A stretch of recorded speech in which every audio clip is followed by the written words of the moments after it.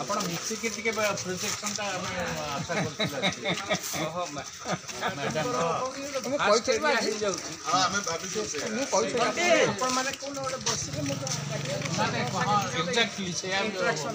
ଆପଣ ସିଏ is acquainted with this area. Lock ଆମର ଏଇଟା ଲକ୍ ଷ୍ଟ୍ରିଟ୍ ମାନେ ଆମେ କୁଆଡ଼େ ବାହାରକୁ ମାନେ ଗୋଟେ ଗଳି ଅଛି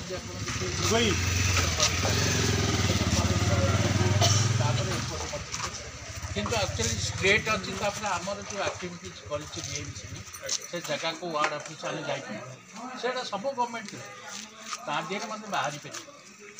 ଏ ରାସ୍ତାଟା କୁକୁଡ଼େଶ୍ୱର ପର୍ଯ୍ୟନ୍ତ ଏବଂ ବାପୁଜୀ ନଗରକୁ ଆମ ଲେନ୍କୁ ସବୁ କନେକ୍ଟିଭିଟି ରହିପାରିବ କିନ୍ତୁ ସେଇଟା ହେଇପାରୁନି। ଭାଇ ଆସନ୍ତୁ।